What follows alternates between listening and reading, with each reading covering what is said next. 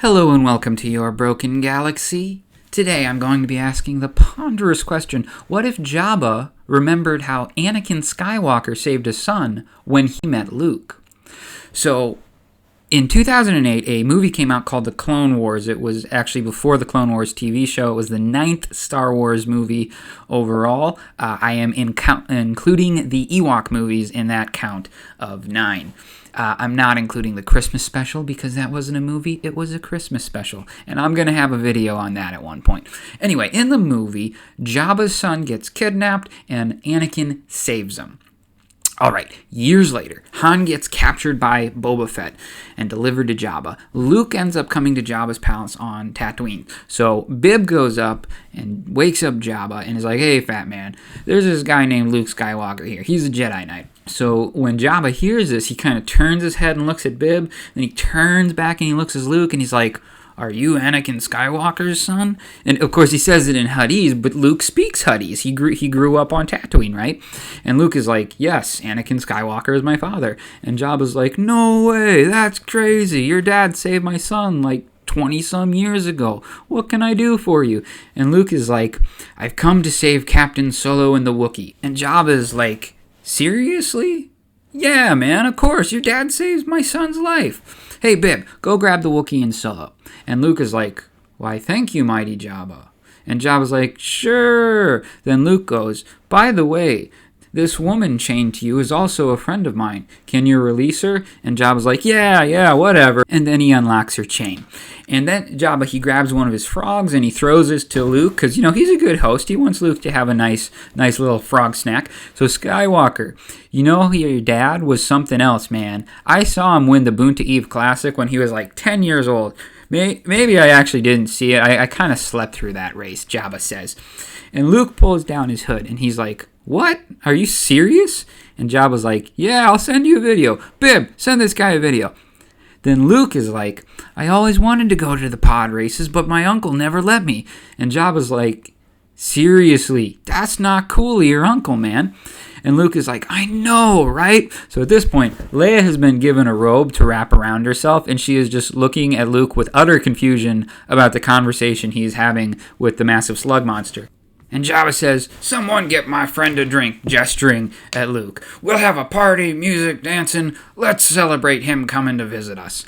Then this guy walks up and hands Luke a blue milk and tonic cocktail. And Max, he gets the band playing again. And Chewie comes walking in still in cuffs, all angry. And Luke, who's downed his first drink in one long chug, is like, Chewie, long time no see, man. And Leia just rolls her eyes. Then the guard takes the cuffs off Chewbacca. And Chewie picks up and tosses him like 8 feet across the room, which Jabba finds hilarious. Han comes in a moment later, kind of freaking out because he still doesn't know what's going on. And Luke is like, Han, have a drink. It's a party. And Leia's like, I don't understand what is happening. Apparently, Luke's dad saved Jabba's son, and Luke has been throwing them back like crazy for the last few minutes.